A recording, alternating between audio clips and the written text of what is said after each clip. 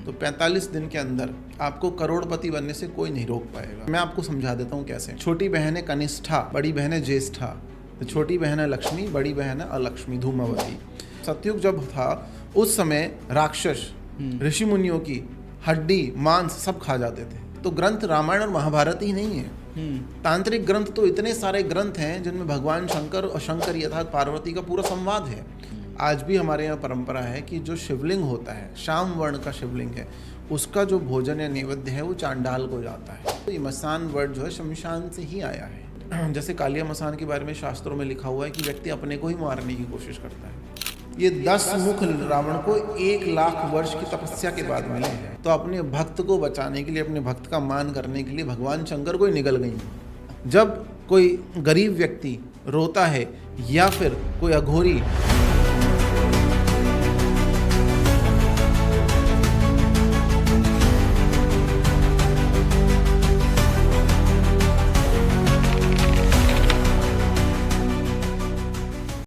दोस्तों, आपने काफ़ी पॉडकास्ट देखे होंगे और उनमें जब बात आती है कामाख्या देवी की, बगलामुखी की, तो एक नाम ना हमें ज़रूर दिखता है। उस नाम की बहुत बातचीत की जाती है क्योंकि वो नाम जुड़ा हुआ है ऑथेंटिक नॉलेज से।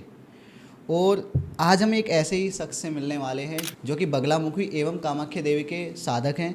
और आज हम उनसे ढेर सारी बातें करेंगे, जानेंगे तंत्र के बारे में, कामाख्या देवी के बारे में, बगलामुखी के बारे में, कैसे होती है इनकी साधना, क्या ऐसा राज है जो लोग हमसे छुपा रहे हैं। और दोस्तों, मेरा विश्वास कीजिए, आज का जो ये पॉडकास्ट है ना, बहुत ही ज़्यादा इम्पोर्टेंट होने वाला है। कुछ भी हो जाए, ये पॉडकास्ट पूरा ज़रूर देखना। आज हम मिलने वाले हैं आचार्य केशव दत्त शर्मा से, जो कि हमें बहुत सी इन्फॉर्मेशन देंगे, बहुत सी नॉलेज देंगे, क्योंकि ये नॉलेज का सागर है, ज्ञान का सागर है ये। और केशव जी, जय माई की। जय माई की। कैसे हैं आप? मैं ठीक हूँ, आप बताइए। जी, मैं भी बहुत ही अच्छा हूँ। सबसे पहले मैं आपका बहुत बहुत धन्यवाद करना चाहूँगा। इतनी बिजी शेड्यूल में से आपने हमारे लिए, हमारे व्यूअर्स के लिए थोड़ा सा समय निकाला। एक बात मैं आपको बताना चाहूँगा, आज से 6 महीने पहले हमारा पहला पॉडकास्ट हुआ था, जिसमें काफ़ी सारी हमने बातें की थी रिलेटेड टू तंत्रा, बगलामुखी, कामाख्या देवी, और उसका इतना अच्छा रिस्पॉन्स आया। अगर मैं कमेंट्स की बात करूँ तो लोग कह रहे हैं कि इनको दोबारा बुलाइए, हम इनको और सुनना चाहते हैं, बहुत कुछ जानना चाहते हैं। लोगों के रिक्वेस्ट पर, आप सबकी रिक्वेस्ट पर ये स्पेशल उज्जैन से पधारे हैं यहाँ पे। आचार्य जी, कैसा रहा आपका सफ़र आज दिल्ली में? नहीं, हमारा अच्छा रहा। देखिए, हम तो 2 ही लाइनें बोलते हैं लोगों को, बगलामुखी सदा सुखी। और दूसरा हमारे गुरु महाराज बोलते थे, बगलामुखी के चेले दूध दही में खेले। तो ये 2 बातें हम आपको बताना चाहते हैं कि हमारा तो सफ़र अच्छा रहा। माई की कृपा है, माई की सेवा चल रही है। माई के नाम का गुणगान जब आप करने जाते हो तो भगवती आपका सामर्थ्य बनती है, शक्ति देती है, वाक सिद्धि देती है, कृपा करती है। तो उसी के माध्यम से आप बोल पाते हैं। जब तक महासरस्वती की कृपा ना हो तो कोई बोल ही नहीं सकता। जी आचार्य जी, सबसे पहले आप हमें ये बताइए कि माँ की कृपा, बगलामुखी माँ की कृपा कैसे प्राप्त करें? देखिए, माँ भगवती बगलामुखी की कृपा के साथ साथ मैं आपको दशम महाविद्याओं की कृपा कैसे प्राप्त की जा सकती है ये मैं बताता हूँ।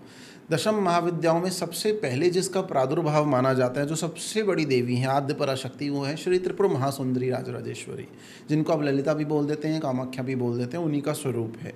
तो हमारा जो सबसे बड़ा तंत्र का ग्रंथ है, तंत्र राजतंत्रम, उसमें लिखा हुआ है, एक श्लोक है उसमें, ओम श्री माता श्री महाराज्ञी श्रीमत् सिंहासनेश्वरी चिदग्नि कुंड संभूता देव कार्य समुद्धता।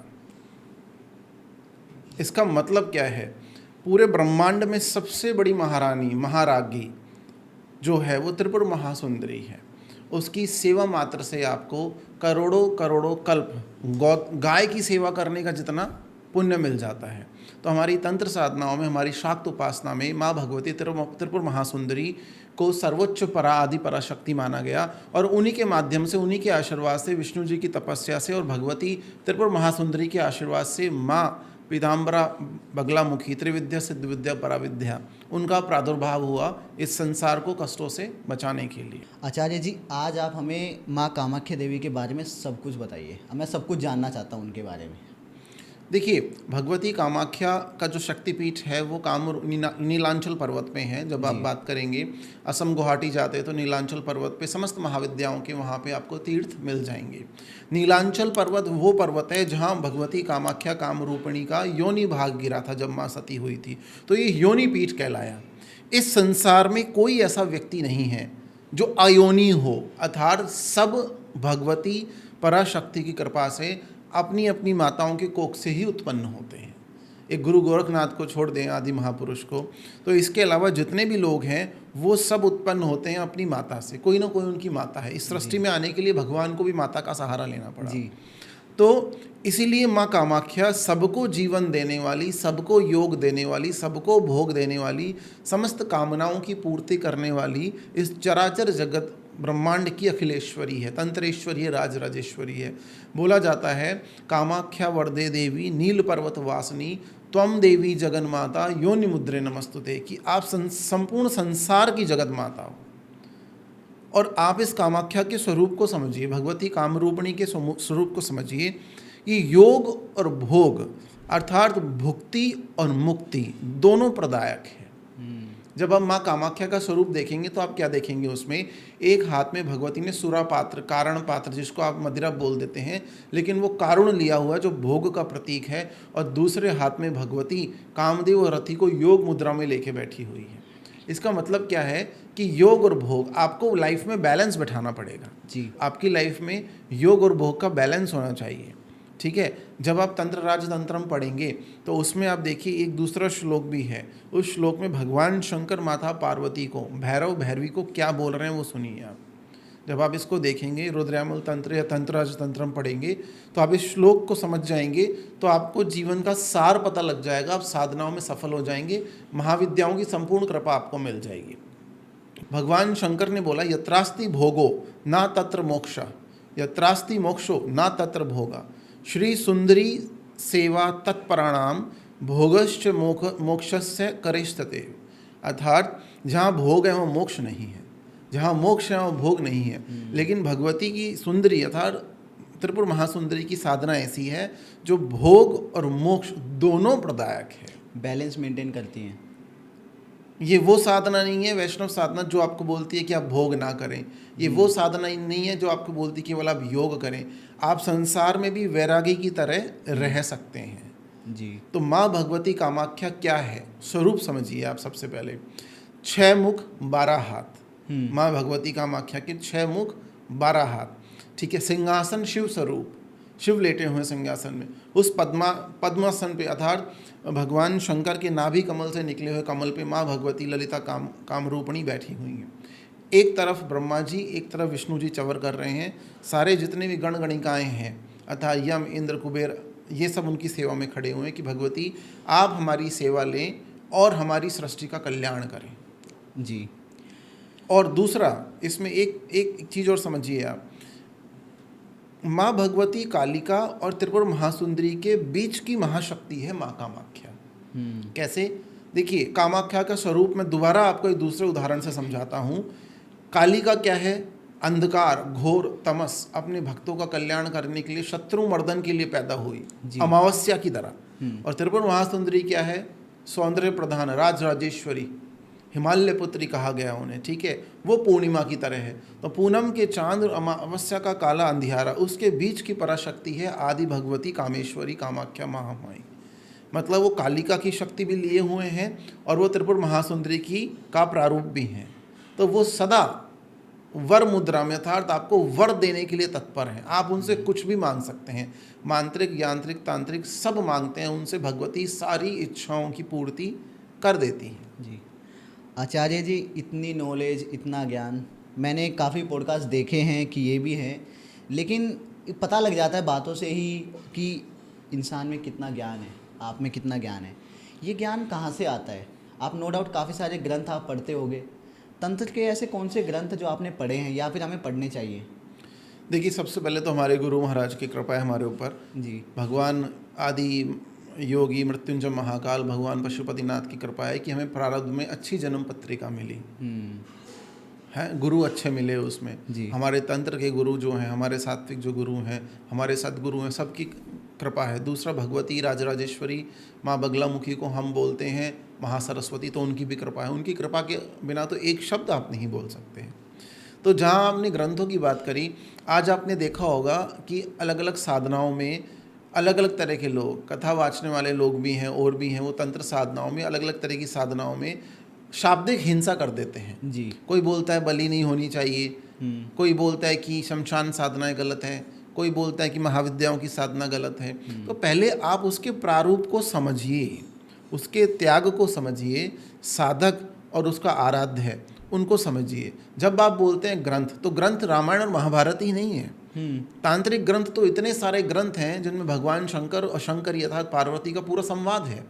रुद्रयामल तंत्र, विष्णु यामल तंत्र, काली यामल, ब्रह्म यामल, उसके बाद काम कल्पतरु, मंत्र महाणव, मंत्र महोदधि, ठीक है। फिर आप देखिए तंत्र राजतंत्रम है, मच्छेंद्रनाथ संहिता है।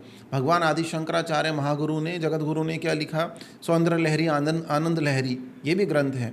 फिर आप देखिए योगिनी तंत्र है, सांख्यायन तंत्र है, कामेश्वरी तंत्र है, काली का महापुराण है। तो इनको भी तो पढ़िए ना आप, तभी आपको ज्ञान की प्राप्ति होगी। तो किसी विषय को जानिए, उसमें शाब्दिक हिंसा करने की आवश्यकता नहीं किसी को। इन ग्रंथों को जब आप पढ़ेंगे तब आपको पता लगेगा कि हमारा सनातन धर्म, हमारा शाक्त साधना, शक्ति की साधना, शिव साधना, अघोर साधना, दक्षिण मार्ग की सात्विक साधना, वाम मार्ग की साधना, कोलाचारी साधना है क्या।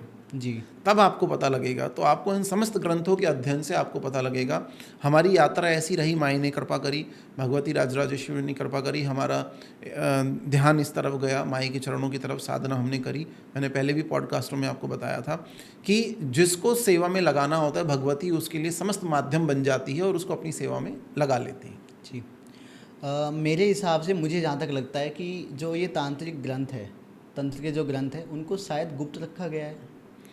नहीं, गुप्त नहीं है, कोई भी तांत्रिक ग्रंथ गुप्त नहीं है, लेकिन लोगों का इंटरेस्ट नहीं है ना। लोग क्यों जानना चाहते हैं? ये तो भोग का समय है, कलयुग का समय है। आप देखिए, आप कलयुग में पैदा हुए हैं। कलयुग में पैदा होना एक बहुत अच्छी बात रही है आज के टाइम पे। मैं आपको समझा देता हूँ कैसे। सतयुग कौन सा युग था?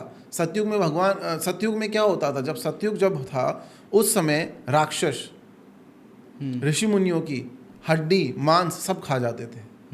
जी। ठीक है। त्रेता में राम आए, राम जब त्रेता में आए तो उन्होंने संहार किया, ब्रह्म ऋषियों की रक्षा करी। 4-4 हजार वर्ष की तपस्या के बाद देवी देवता दर्शन देते थे।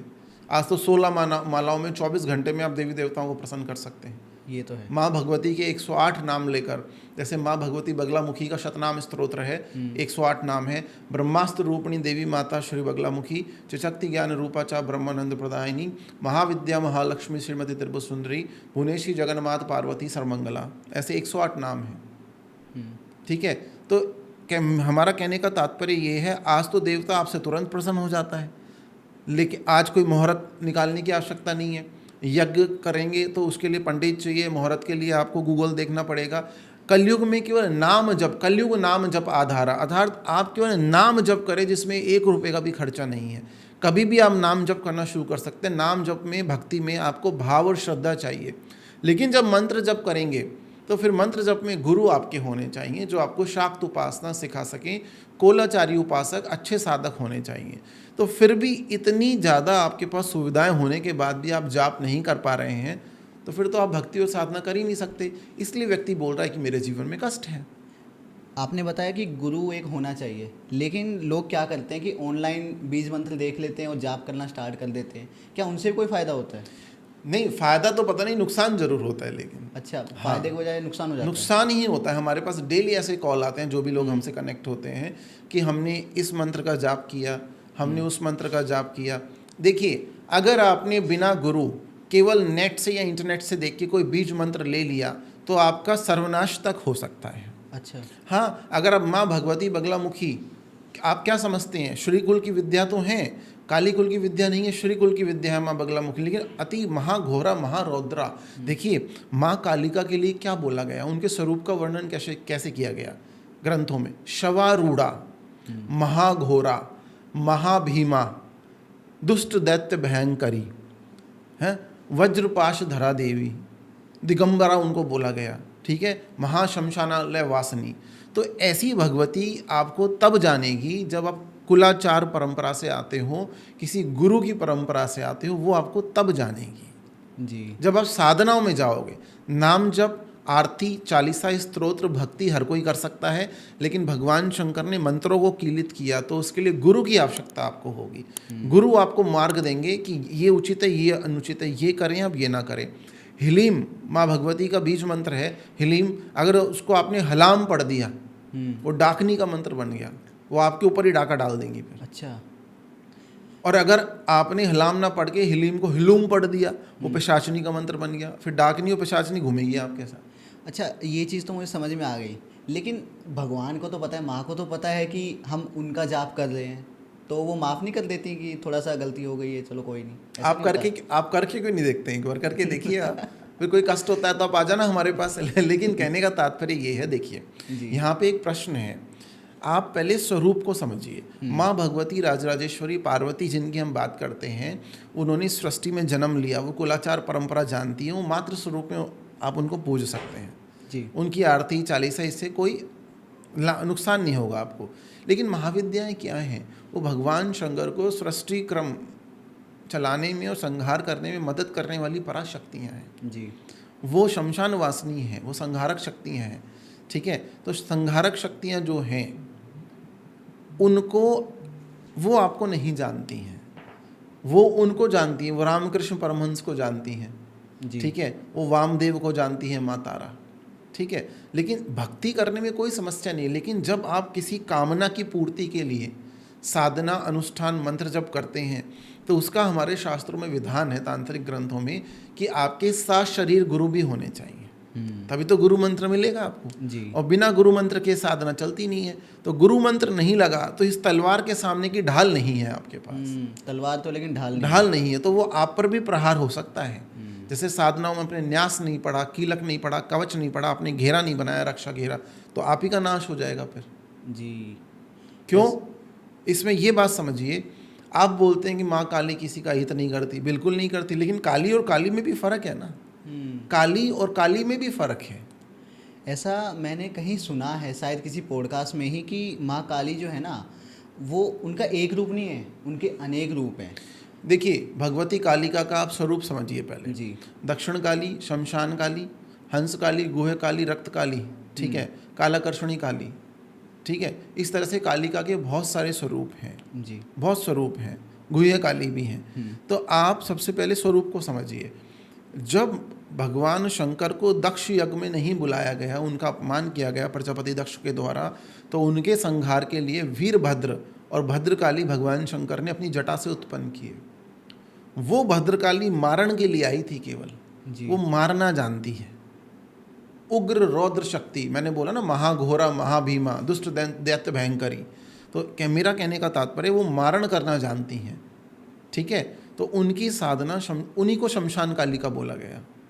उन्हीं को क्या बोला गया? शमशान कालिका, भद्रकालिका को। तो इसलिए उनकी साधना शमशान से संबंधित साधना है।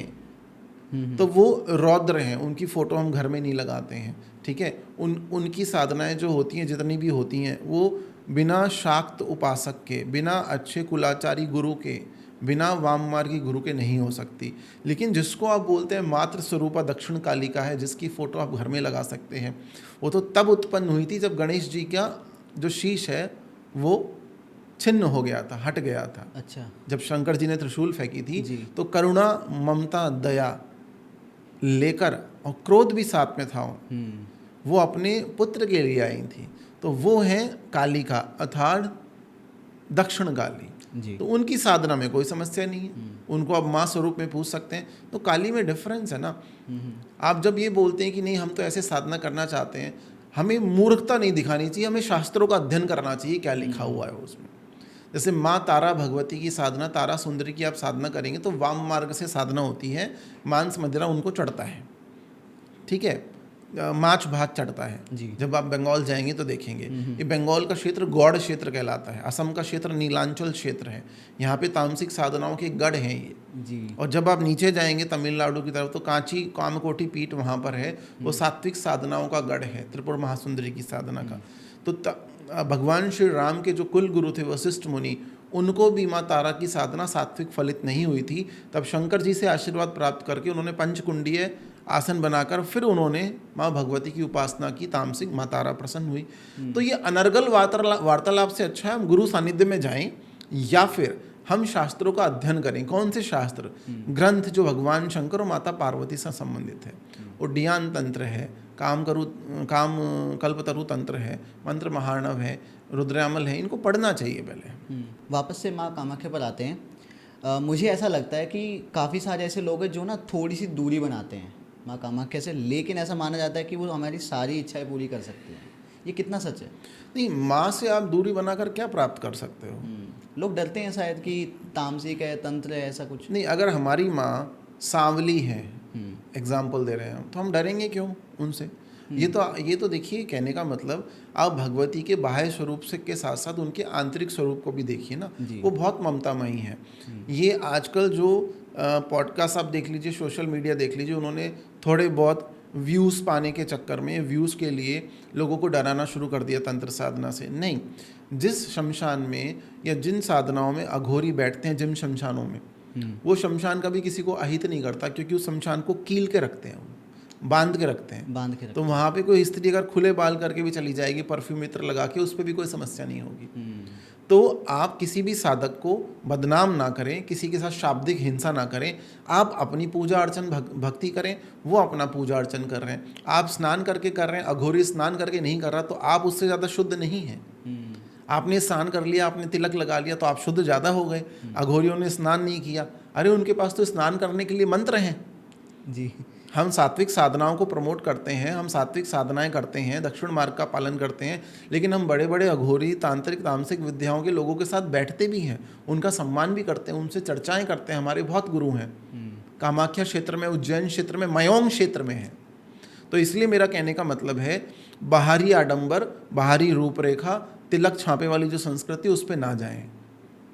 ठीक है, आप पहले स्वरूप को समझें। उसने घर बार छोड़ दिया, उसने रिश्ते नाते छोड़ दिए, वो भगवान शंकर और शमशान वासिनी कालिका को समर्पित होके कहाँ बैठ गया? शमशान में बैठ गया।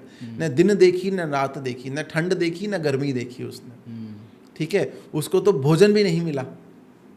श्वान के साथ, किसी कुत्ते के साथ वो भोजन पा रहा है। उसका जैसा त्याग कौन कर पाएगा? आप कर ही नहीं पाओगे उसका जैसा त्याग, नहीं कर। इसीलिए वो ईश्वर के सबसे करीब है। जब कोई गरीब व्यक्ति रोता है, या फिर कोई अघोरी, या फिर जो तंत्र मार्ग पर शमशान में बैठते हैं, कोलाचारी हैं, अघोरी हैं, जब वो प्रेम से, दया से, करुणा से भगवती को बुलाते हैं, तो भगवती वहाँ दौड़ी चली आएगी, आपके महल और अट्टालिकाओं में नहीं आएगी। महल और अट्टालिकाओं में भगवती नहीं आती। भगवती आती है किसी गरीब के गोबर से लिपे हुए चबूतरे पे आएगी। कोई भाव से बुलाएगा रोते हुए, कोई अपने अश्रुओं से माई का रास्ता आने का साफ करेगा पथ को, तो माई वहाँ चली आएगी। ठीक है, तो इसलिए आपकी भक्ति जो है वो दिव्य होनी चाहिए, उसका भव्य होने से कोई मतलब नहीं है। भव्य तो हजारों मंदिर हैं, लेकिन फिर भगवती ने शमशानों में क्यों वास किया? गुफाओं में, शिलाओं में, पहाड़ों में, कंदराओं में क्यों वास किया? तो इस पे आपको विचार करने की आवश्यकता है। आप किसी के बाह्य स्वरूप से ये नहीं बता सकते कि उसकी साधना गलत है या सही। शंकर का स्वरूप देखो ना आप, भस्मीभूत हैं जी। उनको देख के जब वो विवाह करने जा रहे थे, भूतों की बारात, किसी का सर ही नहीं है, किसी का मुंडी नहीं है। जब मैना रानी ने, मतलब पार्वती जी की माँ ने उनको देखा तो बेहोश हो गई थी वो। तब विष्णु जी ने भगवान शंकर का श्रृंगार किया। तो कहने का मतलब, श्रृंगार वाली साधना ही केवल साधना नहीं है। ठीक है, साधनाएं हर तरह की हैं। तो हमें लगता है एक दूसरे के मार्ग पे हमें शाब्दिक हिंसा या हस्तक्षेप नहीं करना चाहिए। माई का एक रूप और है, जिनको शायद धूमावती जी कहते हैं, तो वो विधवा रूप में रहती है। उनके बारे में थोड़ी बातचीत करना चाहूँगा मैं, कि उनके बारे में थोड़ा बताइए कि उनकी कहानी क्या है, उनकी इम्पोर्टेंस क्या है। देखिए, दशम महाविद्याओं में सप्तम महाविद्या है माँ धूमावती जी। बोलते हैं धूमावती धूम्रवर्णा धूम्राक्ष दैत्य परायणा धूम्राक्ष मथनी धन्या धन्य स्थान निवासिनी। इसका मतलब क्या है? जब आप श्री सूक्त का अध्ययन करते हैं तो उसमें लक्ष्मी के साथ एक शब्द और आता है, अलक्ष्मी। लक्ष्मी अलक्ष्मी दोनों बहनें हैं। जो छोटी बहन है कनिष्ठा, बड़ी बहन है ज्येष्ठा। तो छोटी बहन है लक्ष्मी, बड़ी बहन है अलक्ष्मी, धूमावती। अपने भक्त, एक राक्षस था, उनका भक्त था वो, अपने भक्त की मान रखने के लिए देवासुर संग्राम में जब और इंद्रादि देवता भगवान शंकर के पास पहुँचे। भगवान शंकर ने उस राक्षस का वध करने का प्रण किया, तो अपने भक्त को बचाने के लिए, अपने भक्त का मान करने के लिए भगवान शंकर को ही निगल गई वो। अच्छा। इसलिए वो माई विधवा स्वरूप में आ गई और वो धूमावती कहलाई। तो धूमावती तंत्र की बहुत बड़ी विद्या है। वाम मार्ग से ही इनको, तंत्र मार्ग से ही सिद्ध किया जाता है। इनकी सात्विक साधना शास्त्रों में देखने को नहीं मिलती हैं। मैं आपके चैनल के माध्यम से रिक्वेस्ट करना चाहूँगा कि आप कोई भी मंत्र या कोई भी बीज मंत्र या कोई भी बड़ा मंत्र माँ भगवती सप्तम महाविद्या धूमावती का इंटरनेट से देख के बिल्कुल ना करें, लेने के देने पड़ जाएंगे। क्योंकि हमारे पास ऐसे बहुत केसेस आते हैं। तो इसलिए आप एक चीज़ का ध्यान रखें कि हम सबको ये सलाह देते हैं कि गुरु दीक्षा अत्यंत आवश्यक है शाक्त उपासना में, शक्ति की उपासना में। तभी तो भगवान शंकर ने सारे नियम बनाए, सात्विक साधना, राजसिक साधना, तामसिक साधना, एक होती है नरोवा साधना। ये थोड़ा नया है, वो भी मैं बता दूंगा वो क्या होती है, ठीक है। इन सब ये क्यों नियम बनाए गए हैं, ये पूरी कथा मैं आपको बता दूंगा। तो कहने का तात्पर्य ये है कि माँ भगवती धूमावती विधवा स्वरूप में है, मलिनाम्बरा है, और इनका स्वरूप प्रौढ़ा मतलब वृद्ध स्त्री के रूप में है, ठीक है। दूसरा, ये सूप हाथ में लिए हुए हैं, ये रथ पे सवार हैं, इनकी ध्वजा पे काग ध्वजा है, कौवा लगा होता है जो मोक्ष का प्रतीक है, ठीक है। ये बलि प्रधान भी हैं, और ये खंडरों में, फटे पुराने कपड़ों में, शमशानों में वास करने वाली महाघोरा भगवती है। इनकी साधना से शत्रुओं का समन और समस्त तंत्र बाधाओं का शमन हो जाता है। ये महाशत्रु नाशनी है। तो इनकी साधना के विधान कम मिलते हैं और गुरु सानिध्य में ही आपको करने चाहिए। मैंने ना काफ़ी बार देखा है आपको, और आपने अभी कुछ वीडियोस अपनी दिखाई जिसमें आप ना साधना कर रहे हैं, मंदिर में बैठे हैं, गर्भगृह कहते हैं, वहाँ पर आप बैठे हैं। सबसे पहले तो आप ये बताइए कि गर्भगृह की इम्पोर्टेंस क्या होती है एक मंदिर में?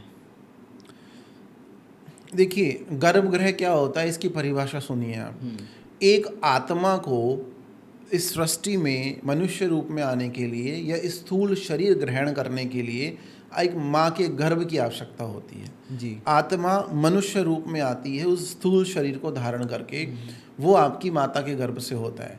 लेकिन जब उस मनुष्य को, उस स्थूल शरीर को, उस आत्मा को जब परमात्मा से जुड़ना होता है, जब उसको मोक्ष प्राप्ति, पुनः मोक्ष प्राप्ति करनी होती है, दूसरी यात्रा शुरू करनी होती है लोक परलोक की, तो फिर उसको एक गर्भ की आवश्यकता और पड़ती है। और वो गर्भ है हमारा मंदिर का गर्भगृह, जिससे वीआईपी कल्चर के द्वारा हमें दूर कर दिया गया। पहले तो ऐसा नहीं था। पहले प्राचीन समय पे अलग अलग युगों में हम गर्भगृह में जाते थे, 10-15-5 मिनट बैठते थे, साधना पूजा पाठ अनुष्ठान करते थे और देवता से कनेक्ट महसूस करते थे। अभी तो ऐसा होता है कि अंदर कोई नहीं जाता, जाने नहीं दिया जाता, कुछ ही लोग जा पाते हैं, ऐसा है। नहीं, कोई बात नहीं है। आप छोटे मंदिरों के गर्भगृह में भी जाके बैठ सकते हैं। कोई मंदिर छोटा बड़ा नहीं होता। कोई सुनसान मंदिर है, शमशान में भी कोई मंदिर है, या कहीं भी कोई मंदिर है, हनुमान जी का कोई मंदिर है, महाविद्याओं के मंदिर हैं, और भगवान शंकर के मंदिर हैं, शिवालय तो सबके लिए खुले हुए हैं। हाँ। तो वहाँ जाके 10 से 15 मिनट अगर आप नित्य बैठें और आप नमः शिवाय मंत्र या ओम नमः शिवाय मंत्र या गुरु प्रदत्त अपने इष्ट के मंत्रों का 15 मिनट नित्य जाप करें, तो 45 दिन के अंदर आपको करोड़पति बनने से कोई नहीं रोक पाएगा। ये गर्भगृह का एक सिद्धांत है, ये चमत्कार है गर्भगृह का। हमने अपने पिछले 15 साल के साधनाओं के अनुभव में ये देखा है कि गर्भगृह में साधना करने से या गर्भगृह का चिंतन करने मात्र से आपके समस्त कष्टों का निवारण हो जाता है। एक मेरा पर्सनल क्वेश्चन आपसे, रावण एक तांत्रिक था, इंद्रदेव वो भी माने जाते हैं एक तांत्रिक थे या हैं, इन दोनों में से सबसे बड़े तांत्रिक कौन है? देखिए, इंद्र और रावण आजकल ये यूट्यूब पे बहुत चल रहा है कि रावण बड़े या इंद्र बड़े, ठीक है। अब पहली बात तो आप ये बोल सकते हैं इंद्र को बड़ा क्यों मानते हैं लोग, कि बार बार हारने के बाद भी पद उन्हीं मिलता रहा, हाँ, इंद्रासन। दूसरा, रावण ने तो सभी को अधीन कर लिया था, नवग्रहों को। तो एक विरोधाभास चल रहा है। अब हम ये तो नहीं बता सकते, लेकिन आपको एक कथा सुना सकते हैं। उस कथा में क्या है वो आप सुनिए ध्यान से। जब रावण ने भगवान शंकर के पहली बार दर्शन करना चाहे तो वो गया कैलाश पर्वत, लेकिन अपने पुष्पक विमान से वो चढ़ नहीं पाया, मतलब प्रवेश नहीं कर पाया। फिर नारद भगवान देवर्षि नारद ने उन्हें बताया दोबारा बोल देता हूँ मैं उसको पूरा। हाँ, स्टार्टिंग से। देखिए, एक बहुत अत्यंत बड़ी कथा मैं आपको बताता हूँ कि ये तांत्रिक ग्रंथ कैसे बने और दशानन रावण के 10 मुख कैसे प्राप्त हुए। ठीक है, ये 10 मुख रावण को 1 लाख वर्ष की तपस्या के बाद मिले हैं। 1 लाख? यस। कैसे, सुन लीजिए शास्त्र में क्या लिखा हुआ, तंत्र ग्रंथों में, रावण संहिता में आप देख लेना, उसमें लिखा हुआ जो रावण ने लिखा। ठीक है, तो कहने का मतलब ये है, रावण अपने पुष्पक विमान से भगवान शंकर के दर्शन करने के लिए कैलाश पर्वत जाता है, लेकिन प्रवेश नहीं कर पाता। तब नंदी और देवर्षि नारद उसका उपहास उड़ाते हुए कहते हैं, ये क्षेत्र तो किलित है, तुम घुस ही नहीं पाओगे इसमें। तब वो ये पता लगाता है कि भगवान शंकर के पास एक विद्या है, महा अमोघ शिव विद्या। तब उसने डिसाइड किया कि मैं भगवान शंकर से विद्या सीखूंगा। 10,000 साल उसने तपस्या करी, भगवान शंकर प्रसन्न नहीं हुए। इस तरह से वो बार बार तपस्या करता रहा और 1 लाख वर्ष के बाद भगवान शंकर ने उसे ज्ञान दिया अमोघ शिव विद्या का। ठीक है, और इसके माध्यम से, अमोघ शिव विद्या के माध्यम से उनके वो अमोघ शिव विद्या का रूप है 10 मुख, जो उसने 1 लाख वर्ष मेहनत की, इसलिए उसको 10 मुख प्राप्त हुए। ये बात इंद्र को पता लग गई। ठीक है, तो इंद्र ने को लगा, जब राक्षसों के पास ये विद्या आ गई, वो देवताओं के गुरु बृहस्पति के पास पहुंचा, गुरुदेव हमें भी चाहिए विद्या, हमारे पास भी होनी चाहिए। हाँ, जैसे आजकल हो जाता है पड़ोसी देश वाला मामला, जैसे ईरान इजराइल का हो रहा है जी। तब बृहस्पति ने उन्हें बताया कि आप तपस्या करो। 10,000 साल इंद्र ने तपस्या की। बृहस्पति के पास वापस आए। बृहस्पति ने बोला, नहीं, अभी भी अहम है तुम्हारे अंदर। दोबारा 10,000 वर्ष की, उसके बाद भी बृहस्पति ने बोला, अभी भी अहम है आपके अंदर। तो वो रावण के लेवल पे पहुंचा 1 लाख वर्ष की तपस्या के बाद इंद्र। तब भगवान शंकर ने उसे बुलाया प्रसन्न होके। भगवान शंकर ने उनसे पूछा, आपको क्या चाहिए? उन्होंने बोला, विद्या, अमोघ विद्या नहीं, उन्होंने हमें बोला, हमें तंत्र सिखाइए, अमोघ तंत्र। तो भगवान शंकर ने उन्हें तंत्र ही सिखाया। There is a difference between vidya and tantra. मरण के बाद भी विद्या आपके साथ जाएगी जी। ठीक है, भक्ति आपके साथ जाएगी, सिद्धि और तंत्र आपके साथ नहीं जाएगा। मेरा कहने का मतलब है, तांत्रिक उपचार या सिद्धि नहीं जाएगी आपके साथ, लेकिन जो माला जप या नाम जप आप करते हैं वो आपके साथ जाएगा। ठीक है, तंत्र या सिद्धि जो है वो आपको अगला जन्म कैसा होगा, ये इसके बेसिस पे ये ब्रह्मांड निर्धारित करेगा आपने कैसे कर्म किए हैं। लेकिन भक्ति जाएगी, नाम जप जाएगा, आपकी स्पिरिचुअल जो पावर है, जो पोटेंशियल है, जो गेन है वो जाएंगे, लेकिन सिद्धि यहीं रह जाती है। ठीक है, तो कहने का तात्पर्य ये है, सिद्धि आपको अगले जन्म में लाभ दे सकती है, आप क्या बनेंगे, किस योनि में जाएंगे, लेकिन वो साथ नहीं जाती है आपके। तो उनको भगवान इंद्र पूछता गया। इंद्र ने पूछा कि हमें झाड़ा लगाना सिखाइए, सिखा दिया। बीमारी सही करना सिखाइए, छोटी छोटी चीज़ें वो सीखता गया और वो उसको लगा मैंने क्या सीख लिया, ग्रेट। तब जाके उन्होंने इंद्रजाल बनाया, जिसको आप ग्रंथ बोलते हैं। इंद्रजाल एक बहुत बड़ा ग्रंथ है, लेकिन वो अमोघ शिव विद्या के सामने कुछ नहीं है। फिर रावण को ये बात उड़ती उड़ती पहुंची कि इंद्रजाल बन गया है। फिर रावण ने अपने राक्षसों के उद्धार के लिए, उद्धार का मतलब विजय श्री प्राप्ति के लिए, कि वो और ज़्यादा तांडव मचा सकें, सबको अपने वश में कर सकें, अभिचार कर्म और षट कर्म, मारण, मोहन, विद्वेषण, सम्मोहन, उच्चाटन, वशीकरण, इन सब के लिए बनाया उड्डीयान तंत्र ग्रंथ। अब उसी समय के आसपास आप देखिए, भगवान दत्तात्रेय भी उत्पन्न हुए। उन्होंने साधनाएं, समाधियाँ, दीक्षाएं, उन्होंने साधनाएं करना शुरू किया और वो गिरनार पर्वत पे बहुत साधना की। उस समय कोई भी मंत्र कीलित नहीं था। आप कोई मंत्र जब कर रहे हैं, उस समय किसी श्वान ने, कुत्ते ने, गाय ने, भैंस ने, बंदर ने सुन लिया तो वो भी सिद्ध हो जाता था। ये है जैसे अमरनाथ के बारे में कही जाती है कि एक तोते ने शायद सुन लिया, एक कबूतर ने सुन लिया, कबूतरों का जोड़ा था। ठीक है, तो कहने का मतलब, इसीलिए भगवान दत्तात्रेय ने ज्ञान प्राप्ति के लिए, मंत्र दीक्षा प्राप्ति के लिए काफ़ी सारे पशुओं को, जानवरों को अपना गुरु बनाया। अच्छा। क्योंकि वो सब सिद्ध थे। लेकिन ये सिद्ध होने के चक्कर में मनुष्य ने काम करना, कर्म की गति रुक गई, बैठे बैठे मंत्रों से सब वो करने लगा। तब देवता पहुंचे फिर भगवान शंकर के पास कि मनुष्य में और देवों में क्या फर्क रह जाएगा, सृष्टि का क्रम कैसे चलेगा। तब भगवान शंकर ने सारे मंत्र स्थापित कर दिए, कीलित कर दिए। फिर कर्म का विधान चला। फिर किसी ने पूछा, हे प्रभु, अब आपके भक्त पशुपतिनाथ आप तक कैसे पहुंचेंगे। तब उन्होंने 4 विधान बनाए। देवताओं की प्रार्थना पर भगवान शंकर ने सारे मंत्रों को कीलित करने के बाद भी एक ग्रंथ बनाया, काम कल्पतरु। उसमें उन्होंने 4 तरह की साधनाएं लिखी, रज, सत, तम और नरवा आश्रित साधना। ये 4 तरह की साधनाओं के हमें विधान मिलते हैं। रज का मतलब है भगवती रजस्ला कामेश्वरी कोल मार्ग की साधनाएं। जब आप देखेंगे माँ भगवती कामाख्या का स्वरूप तो रजस्वला है, वो योनि मुद्रा है वहाँ पे, ठीक है। रज मतलब राजसी साधना है। हम सब रज से ही आए हैं, हमारे माता पिता के भोग से ही हम उत्पन्न हुए हैं, तो योग और भोग की महामाया है वो पराम्बा। तो राजसी साधनाएं, कोलाचारी साधनाएं जिसमें मांस मदिरा चढ़ाया जाता है भगवती को। और सात्विक साधनाओं में क्या है, दक्षिण मार्गी साधना में षोडशोपचार होता है, पंचोपचार होता है, दशोपचार होता है, नाम जप होता है, मंत्र जप होता है, वो सात्विक साधना है माँ भगवती की। और तामसिक साधनाएं अघोर विद्या की है। अघोरी और औगड़दानी आपने सुने होंगे।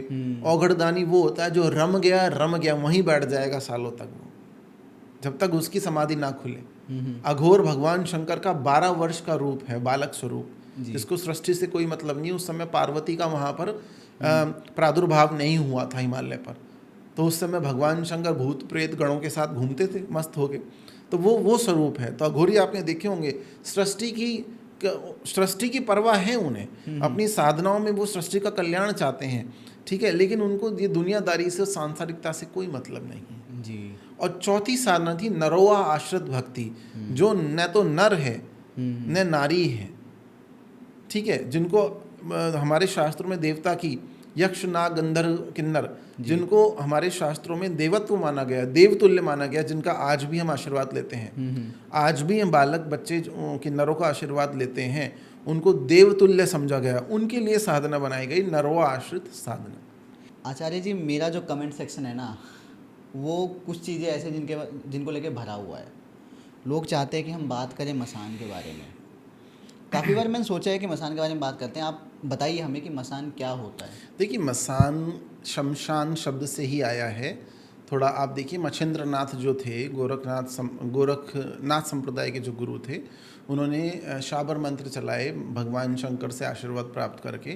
तो ये आप बोल सकते हैं देसी भाषा में हम मसान बोल देते हैं। जैसे एक बहुत बड़े अघोरी थे किनाराम जी, तो ऐसे काफ़ी सारे अघोरी रहे हैं। तो ये मसान वर्ड जो है शमशान से ही आया है सबसे पहले। तो आप देखिए, आपको मैं एक सत्य बताता हूँ। शमशान में जब किसी का अंतिम संस्कार होता है तो वहाँ पर जब 2 दिन बाद अस्थियाँ चुगने जाते हैं, 2 से 3 दिन के बाद, कहीं पे 2 दिन जाते हैं, कहीं पे 3 दिन जाते हैं, तो उस मुर्दे के लिए या उस पुण्य आत्मा, दिव्य आत्मा के लिए हमें वस्त्र, भोजन, कुछ सोना चांदी रखते हैं, कोई दक्षिणा रखते हैं, अलग अलग चीज़ें रखी जाती हैं जी, ठीक है। तो एक हमारे कोई गुरु भाई थे, ठीक है, जिनको पहले शमशान में कोई कार्य मिला था, वो वहाँ पर रहते थे, सेवा देते थे जी। तो उनको भोजन वहीं से प्राप्त होता था।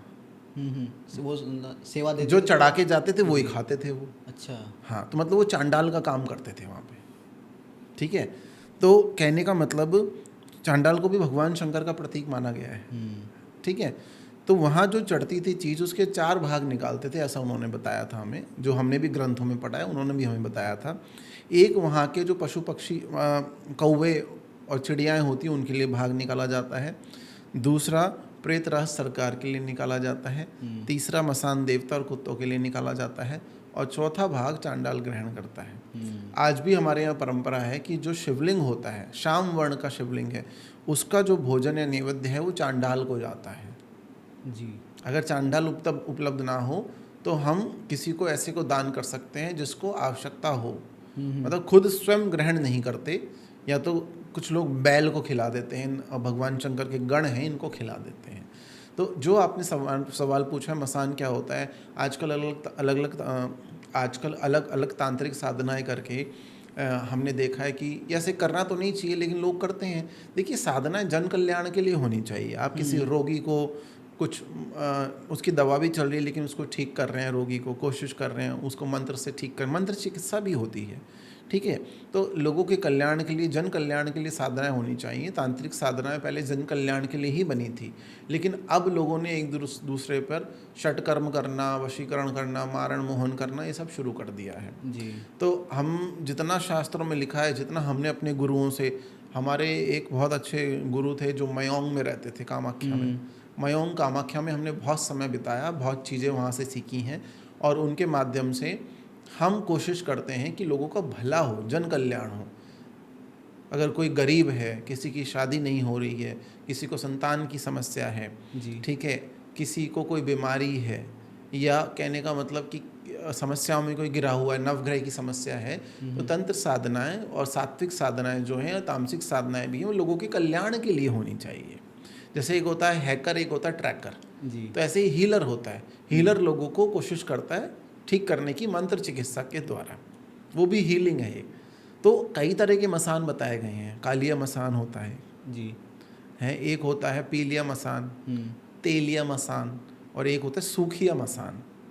तो जो हमारे गुरुओं ने हमें बताया, जो ज्ञान हम तो सात्विक साधनाएं करते हैं, लेकिन जो हमें बताया गया, जो हमने देखा अपनी आंखों से, हम ज्योतिष में और साधनाओं में, माई की सेवा में इसलिए आए कि पहले हमारे परिवार पे हमने देखा, हमारे परिवार पे कितने सारे लोगों ने क्या क्या कर दिया था। मतलब आपने वो चीज़ें देखी हैं? देखी है हमने वो चीज़ें कि कैसे रिपोर्ट्स में कुछ नहीं आता था, बीमारियां इतनी भयंकर थी, ठीक है, हमारे परिवार वालों के साथ ये घटनाएं हुई, उनके बहुत शत्रु थे, उन्होंने कौन कौन से तंत्र कराए, उन सब की काट करने के लिए, उन सब को, अपने परिवारजनों को बचाने के लिए, जो हमने वहाँ पे देखा। अगर कोई देख ले तो आंखें फटी रह जाए, ऐसी ऐसी चीज़ें हैं, लेकिन वो गुप्त चीज़ें कैमरे पे बताने के लिए नहीं है। तो इसीलिए अगर कोई व्यक्ति किसी पे शमशान क्रिया करता है जी। तो उसको बहुत सारे रोग आते हैं, फिर वो सूखने लग जाएगा, लिवर किडनी काम नहीं करेंगे, रिपोर्ट्स में कुछ नहीं आएगा, इस स्किन पे बहुत सारे चकत्ते, दाने, ये सब होने लग जाते हैं। और धीरे धीरे वो जब, जैसे कालिया मसान के बारे में शास्त्रों में लिखा हुआ है कि व्यक्ति अपने को ही मारने की कोशिश करता है, अच्छा। अपना ही प्रतिबिंब उसे दिखाई देता है, और ऐसे लोग भी हमने देखे हैं। ऐसे मैंने भी कुछ केसेस सुने, इंसान खुद पर ही प्रहार कर रहे हैं, प्रहार कर रहा है, खींच रहा है, नोच ऐसे रहा कर रहे हैं, है। नोच रहे हैं। और इसी तरह से हम जो सूखिया मसान होता है, उसकी वजह से क्या होता है, व्यक्ति सूखने लग जाता है, कमज़ोर हो जाता है। 40 साल का आदमी और 35 किलो वजन, अरे ऐसा भी हो जाता है, ठीक है। इसी तरह से जो मसान है, तेलिया मसान है, उसकी वजह से स्किन के रोग आपको शुरू हो जाते हैं, आप सड़ने लग जाते हो, प्रॉब्लम हो जाती हैं। तो ये सारी शमशानी क्रियाएं हैं। इनमें क्या है, आपके शरीर का कोई भी छोटा मोटा पार्ट, जैसे नाखून हो गए, बाल हो गए, इन सबको लोग सिद्ध कर लेते हैं, उनको शमशानों में गाड़ देते हैं। लेकिन शमशान क्रिया करने वाले की दुर्गति बहुत खराब होती है जी। जब उसका मरण होता है, तो उसकी बॉडी को कोई अग्नि देने वाला भी नहीं होता। तो ये क्रियाएं बिल्कुल नहीं करनी चाहिए, इन क्रियाओं से दूर रहना चाहिए, और आपको केवल भगवती के चरणों की उपासना साधना जो करनी चाहिए, मंत्र साधना जो करते हैं गुरु सानिध्य में, आपको अपने कल्याण के लिए करनी चाहिए, किसी के अहित के लिए नहीं करनी चाहिए। अभी आपने बताया कि लोग सूखने लग जाते हैं, स्किन डिजीज़ हो जाते हैं, काफ़ी परेशान होते हैं। हम सभी ने ना कभी अपनी लाइफ में कुछ लोगों को देखा है जो एकदम सूखे हैं, वेट नहीं है, स्किन एलर्जीज हो गए, उनका इलाज नहीं हो पा रहा है। तो क्या उन लोगों को चिंतित होना चाहिए कि शायद उनके ऊपर किसी ने कुछ करवाया है? देखिए, अगर आपके ऊपर कोई डार्क मैजिक, ब्लैक मैजिक या कोई एंटिटी है, या किसी के ऊपर मसान क्रिया करवा दी गई है, तो आपको ये पता लग जाएगा। ये 7 दिन में असर दिखाएंगी, ये 21 दिन में असर दिखाएंगी, 42वें दिन बहुत ज़्यादा अच्छे से असर दिखाएंगी ये। जी। तो इसीलिए आपको क्या करना चाहिए, हम तो लोगों को ये सलाह देते हैं कि जैसे आप गंगा स्नान करने जाते हैं, तो अपने आसपास के शमशान में भी आप महीने में एक बार अमावस के दिन या पूर्णिमा के दिन स्नान करके आएँ, और उन वस्त्रों को वहीं छोड़ के नए वस्त्र पहन के आएँ, और उसके बाद 108 बार श्री मृत्युंजय महादेव मंत्र का जप करें। देखिए, दोबारा मैं आपको बता देता हूँ, शमशान की समस्त क्रियाओं से बचने के लिए, तंत्र से बचने के लिए, कि कोई आपका बाल भी बाका ना कर पाए, आप महीने में एक बार अमावस के दिन जो शमशान में पानी का स्रोत होता है, वहाँ पे स्नान करके आएँ। जी। ठीक है, और अपने वस्त्र वहीं त्याग के आएँ और नए वस्त्र पहन के आएँ वहाँ से, मतलब अपने साथ वस्त्र ले जाएं आप। और उसके बाद भगवान शंकर के दर्शन करें, अपराजिता के फूल की माला चढ़ाएं, उन्हें जल चढ़ाएं, दूध और मीठा मिला के, बताशा मिला के, और उसके बाद आप महामृत्युंजय मंत्र का या तो जप करें या किसी उचित ब्राह्मण से जप करवाएं। सारी क्रियाएं खत्म हो जाती हैं, सारी क्रियाएं खत्म हो जाती हैं, समस्त क्रियाएं खत्म हो जाती है, शमन हो जाता है। जी। आचार्य जी, काफ़ी सारी ऐसी एंटिटीज़ होती हैं, जैसे बेताल होता है, ब्रह्म राक्षस होता है, डाकिनी होती है, और भी हैं। इनमें डिफरेंस क्या क्या होते हैं? देखिए, जैसे एक वर्ड था डायन, जी, पहले आपने सुना होगा, तो वो उसमें कोई गर्भवती स्त्री, मैं शास्त्र संगत बात आपको बता रहा हूँ, जो शास्त्र में मिलता है। जी। ठीक है, जो गर्भवती स्त्री वगैरह अगर कोई गुजर जाती थी, मर जाती थी, तो बोला जाता था कि वो डायन रूप में सारे बच्चों को परेशान करती थी क्योंकि उसने अपना बच्चा खो दिया है। जी।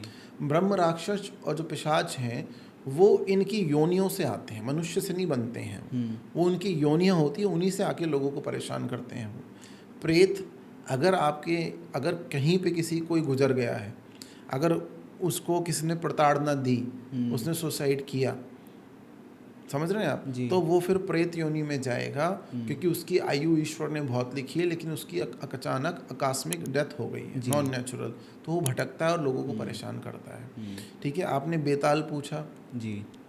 आपने देखा होगा काफ़ी सारे बहुत बड़े बड़े अघोरी होते हैं, सनातनी भी होते हैं, अघोरी भी होते हैं, जो साधनाएं करते हैं, पूजा पाठ उपासना करते हैं, मंत्र जप करते हैं, तो उनको समाधि दी जाती है।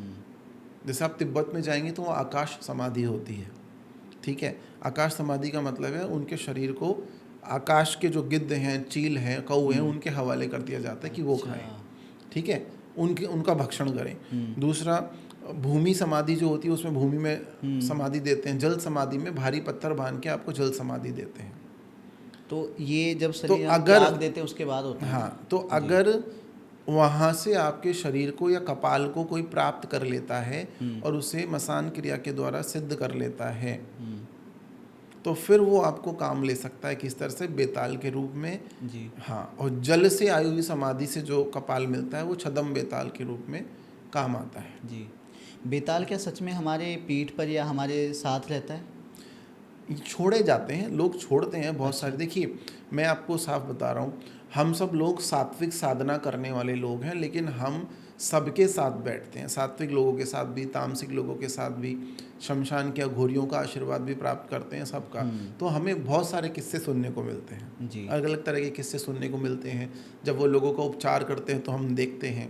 ठीक है, हमारे यहाँ तो क्या है, माँ भगवती राजराजेश्वरी कामाक्षी बगलामुखी महामाई का मंत्र जप करने से, केवल 5 फूल चढ़ा देने से, 5 मिठाइयाँ चढ़ा देने से, 5 लौंग चढ़ा देने से माँ भगवती प्रसन्न हो जाती है। गुरु महाराज का आशीर्वाद है और बैठे बैठाए हमारा कटोरा भर देती है। तो हमें तो वो तामसिक साधनाओं की आवश्यकता ही नहीं है। जी। लेकिन ज्ञान प्राप्त करने में तो कोई हर्ज नहीं है। ठीक है, ज्ञान तो होना ही चाहिए आपके पास। जी।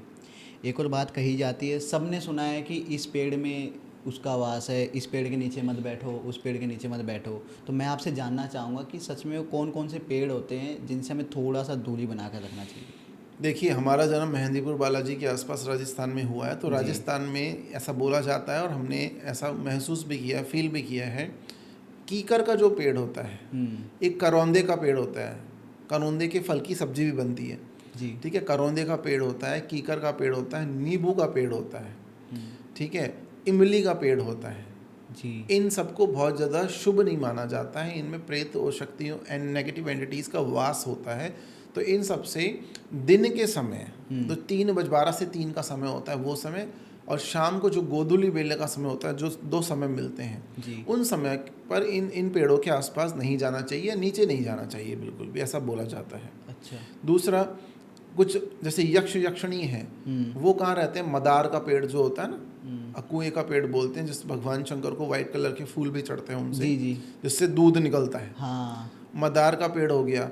और आजकल परफ्यूम्स में जो फ्रेगनेंस यूज होती है, ऊद के भी पेड़ होते हैं, वहाँ भी रहते हैं। ठीक है, और कई जैसे शक्तियाँ होती हैं, आप मान लीजिए, जैसे ये जो यक्षणियाँ हो गई, उसके साथ योगनियाँ जो होती हैं, डाकनियाँ होती हैं, पिशाचनियाँ होती हैं, रक्तमालिनी के पेड़ पे होती है, रक्तमालिनी एक पेड़ होता है। ठीक है, इसी तरह से आप देखेंगे जितने भी ब्रह्म राक्षस बेताल ये सब होते हैं, या जितनी भी नेगेटिव एंटिटीज़ होती हैं, वो बहुत पुराने बरगद के पीपल के पेड़ पे भी हो सकती हैं। दिन में तो इन पेड़ों की सेवा की जाती है, पंच देवताओं का वास होता है, लेकिन रात्रि के समय, संध्या तो नहीं, रात्रि के समय इन पेड़ों पे भी वास माना गया, बबूल के पेड़ पे भी वास माना गया है। तो इन पेड़ों के नीचे जाने से बचना ही चाहिए। लेकिन अगर आप किसी देवी देवता का सिद्ध कवच धारण करते हैं, जी।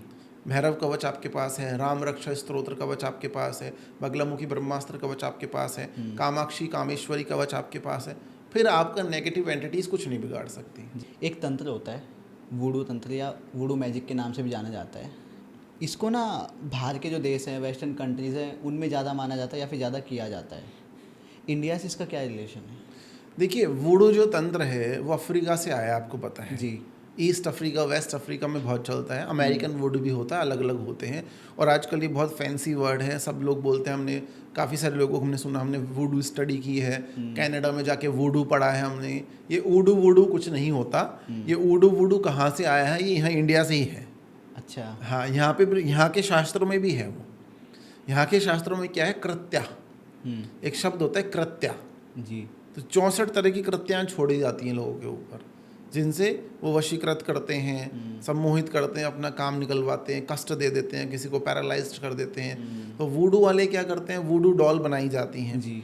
ठीक है, white doll, red doll, black doll बनाई जाती है। सामान्य कोई आदमी, उसका कफन क्या होता है, वाइट होता है, उससे वाइट डॉल बना लेते हैं। कोई सुहागन स्त्री अगर गुजर जाती है तो रेड कलर का साड़ी वगैरह उनको उड़ाते हैं, पहनाते हैं, आपने देखा होगा, तो रेड कफन बना लेते हैं। और काला कफन अघोरियों को उड़ाया जाता है। सात्विक तामसिक जो लोग हैं उनके लिए काला कफन का विधान है, ब्लैक कलर का।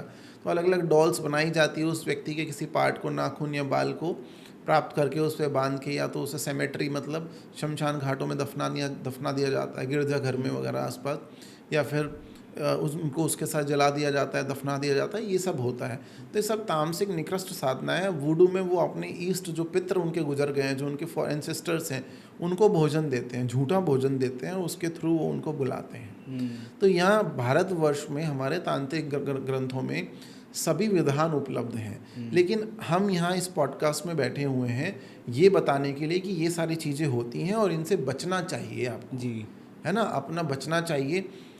किसी भी तरह के तंत्र से बचने के लिए आज आप एक रेमेडी सुन लीजिए, मैं आपको बता रहा हूँ। तंत्र से बचने के लिए, नेगेटिव शक्तियों से बचने के लिए आपका ऑरा मजबूत होना चाहिए। अगर आपका ऑरा मजबूत नहीं है तो आप नेगेटिव शक्तियों से नहीं बच पाएंगे। जी। तो आचार्य जी, हम अपना ऑरा कैसे स्ट्रॉन्ग कर सकते हैं? देखिए, अगर आप तंत्र से बचना चाहते हैं कि आपके ऊपर कोई भी षटकर्म ना कर पाए, मारण मोहन वशीकरण ना हो, और आपका ऑरा स्ट्रांग होना चाहिए। ऑरा दो तरह से स्ट्रांग हो सकता है, या तो आपके ईस्ट की कृपा हो आपके ऊपर, जी, मतलब आप उनके मंत्रों का जप करें, ठीक है। अगर ऐसा आप नहीं कर पाते हैं, व्यस्त हैं, बिजी हैं, तो आप मॉर्निंग में जब उठते हैं, तो ये स्वर विज्ञान का शास्त्र है। स्वर विज्ञान जो है, भगवान शंकर ने माता पार्वती को आग्रह करने में बताया। आप सबसे पहले क्या करें, जब आप उठते हैं बेड से, ज़मीन पे पैर ना रखें, पहले अपने जो श्वास है उसको चेक करें। जी, दोनों नोजल्स का श्वास एक साथ कब कम चलता है, सुषुम्ना नाड़ी कम चलती है। एक हमारी होती है सूर्य नाड़ी, जिसको हम बोलते हैं पिंगला, और एक होती है चंद्र नाड़ी, जिसको बोलते हैं इडा, लेफ्ट राइट, ठीक है। तो आप थोड़ा सा सांस देखें, कौन सा ज़्यादा फास्ट, हार्ड, तेज चल रहा है। तो जो चल रहा है उस तरफ का पैर आप नीचे रखें।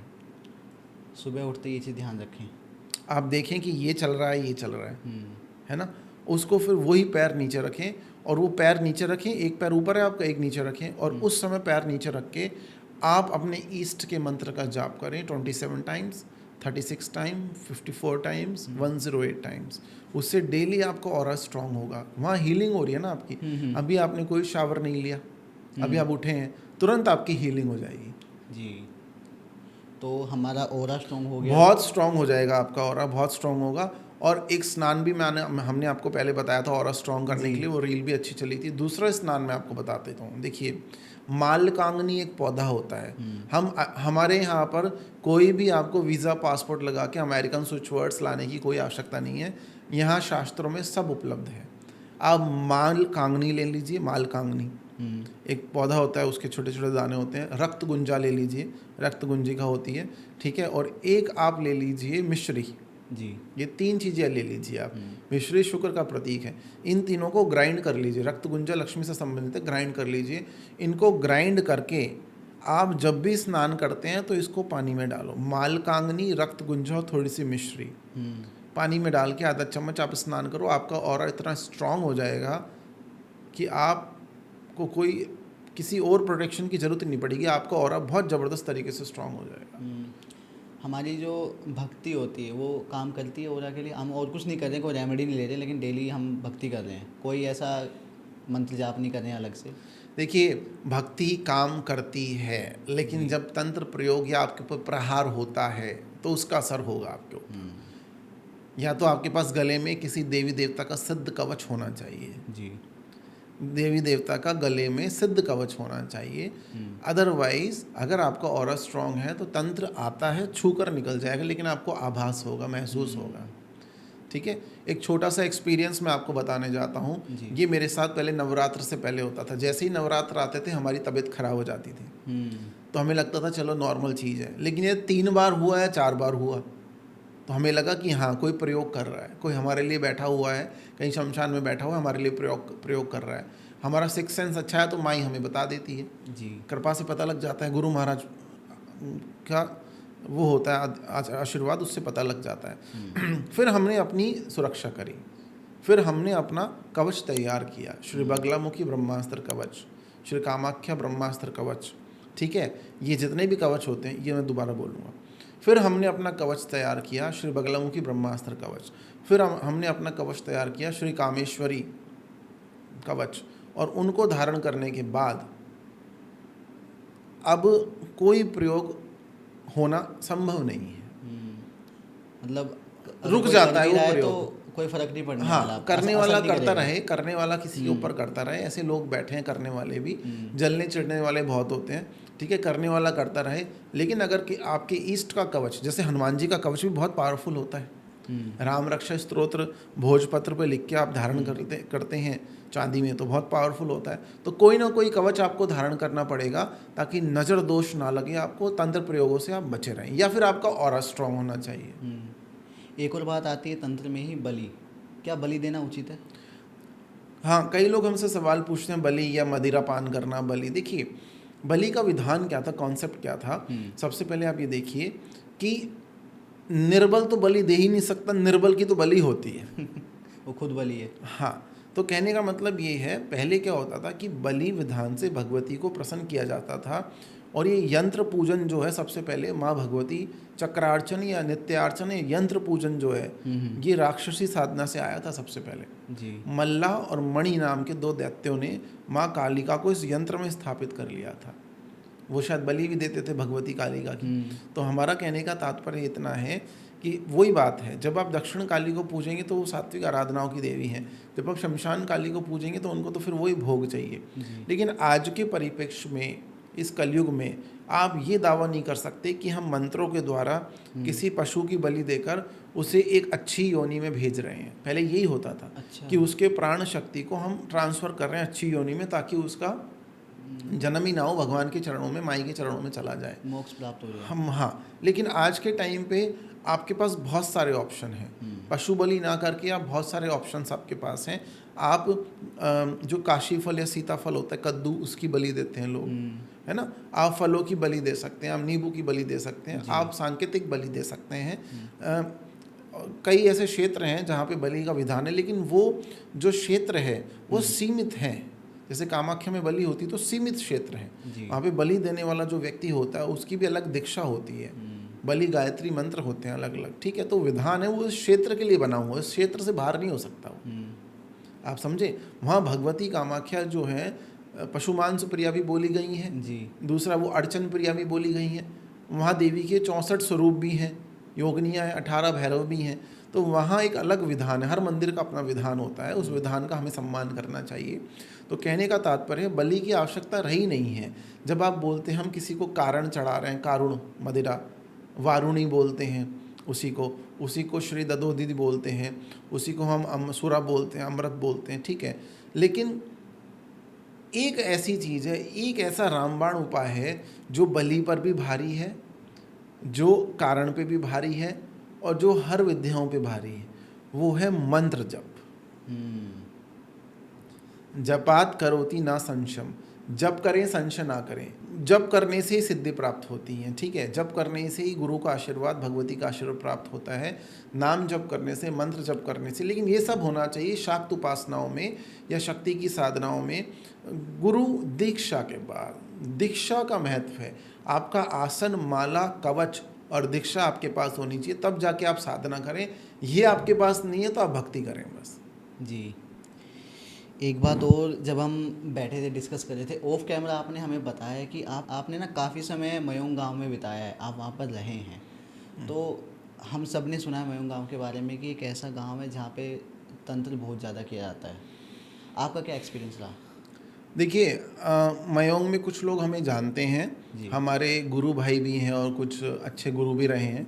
उनके घर पे हमें रहने का सौभाग्य प्राप्त हुआ, भोजन करने का सौभाग्य प्राप्त हुआ। मयोंग भी वैसे ही है जैसे एक आम गांव होता है, जी। उसको बहुत ज़्यादा ये पॉडकास्ट वालों ने महिमा मंडित कर दिया है। ठीक है, एक समय पे था जब मुगलों से बचने के लिए, अंग्रेज़ों से बचने के लिए वहाँ के भैरव भैरवियों ने एक दीवार बना दी थी पूरी, और उस मयोंग गांव को कोई जीत नहीं पाया भगवती के आशीर्वाद से। वहाँ पर किसी का राज नहीं था। नहीं, ठीक है, एक तो ये ठीक है। एक समय था जब साधनाएं होती थी, लेकिन अब वहाँ पे केवल औषधीय साधनाएं होती हैं, जैसे बीमारियों से बचाने के लिए वो तंत्र करते हैं। जी। तो अच्छे सात्विक तंत्र होते हैं, तामसिक तंत्र भी होते हैं, पशु बलियाँ भी वहाँ होती हैं। ठीक है, क्योंकि वो क्षेत्र ही पूरा नीलांचल क्षेत्र है, वो तो बलि प्रधान क्षेत्र ही है। असम में तो बलि प्रधान, बंगाल असम में तो देवी की साधनाएं बलि प्रधान है। जी। तो उसको बहुत महिमा मंडित कर दिया गया, बहुत बड़े बड़े भैरव भैरवियाँ वहाँ रहे हैं। आज के समय पे मयोंग गांव में रोगियों का, पेशेंट्स का इलाज होता है। बहुत बड़ा म्यूज़ियम संग्रहालय भी है वहाँ पे, जहाँ पे उल्लू के नाखून, रीछ के बाल और सांप की कैंचुली और शेर की रीढ़ की हड्डी, ये सब आपको देखने को वहाँ शेर का दांत, ये सब मिल जाएगा जो तंत्र में काम होते थे। जी। आपने देखा है इनको अपनी आंखों से? हाँ, हाथ में भी ले लेके देखा है हमने तो। हमारे तो जो गुरु महाराज थे, एक जिनसे हमने कुछ सीखा था, हमारे कई गुरु रहे हैं, तो थोड़ी जो विद्याएं हमने उनसे ज्ञान प्राप्त किया, तो उनके घर हम रहे थे, तो उनके यहाँ सब रहता था। जैसे वहाँ पे शूकर के दांत होते थे, जी। और क्या बोलते हैं, सांप की कैंचुली होती थी, बिल्ली की जेर होती थी, ठीक है, रीछ के बाल होते थे, सब होते थे। हर किसी के ना एक पॉइंट होता है जहाँ से वो स्टार्ट करता है, शुरुआत होती है। आपकी जब शुरुआत थी, तंत्र को लेके मैं बात करना चाहता हूँ, तो आपको कैसा लग रहा था? एक्साइटेड थे, डर लग रहा था, या कंफ्यूज थे? कैसा था? नहीं, हम तो अपने आप को तंत्र साधनाओं में मानते ही नहीं है, हम तो भगवती के उपासक या भक्त मानते हैं अपने आप को। ठीक है, हम तो इतना कुछ कर भी नहीं पाते। देखिए, ज़्यादा एक प्रारब्ध भी होता है, गुरु कृपा होती है कि गुरु कृपा से हम लोग 50 मालाओं का जाप करते हैं, हम भाव से 1 माला का जाप करते हैं। आपके गुरु की कृपा आपके ऊपर हो तो आपके सदगुरु भगवान आपको ये भी सिखा सकते हैं कि 1 माला का जाप 1000 मालाओं का जाप कैसे हो जाता है। जी। आप समझ रहे हैं? अगर आपके गुरु की कृपा होगी तो वो 1 माला को 1000 माला के बराबर बना देंगे। 100 मालाओं का जाप 1 लाख मंत्र के बराबर हो जाएगा। तो ये गुरु कृपा से होता है। जी। भगवती अगर प्रसन्न है तो गुरु कृपा से होता है। ठीक है, अगर आप गुरु चरणों की सेवा करते हैं, संतों की सेवा करते हैं, तीर्थों के दर्शन करते हैं, दान पुण्य गौ सेवा करते हैं, तो फिर आपको भगवती का चतुर्दश आशीर्वाद प्राप्त होता है। और माँ कामाख्या काम रूपिणी के बारे में बोला जाता है कि चारों फल, धर्म अर्थ काम मोक्ष, सबकी ही देवी हैं ये। आपको धर्म भी सिखाती हैं, नीति भी सिखाती हैं, मोक्ष की तरफ भी आप जाते हैं। भोग से योग की यात्रा है माँ कामाख्या की यात्रा। जी। ठीक है, आपको सारे भोग दे देंगे, आप इतने तृप्त हो जाएंगे, फिर आप योग में जाएंगे कि अब सब मिल गया मुझे। तो हमारी यात्रा ये, हम पूजा पाठ भक्ति साधना में शुरू से रहे हैं। उसके बाद भगवती ने अपनी तरफ खींचा। एक बहुत बड़ा मंदिर है माई का, मतलब जिनकी हम साधना उपासना करते हैं, देवी मंदिर है।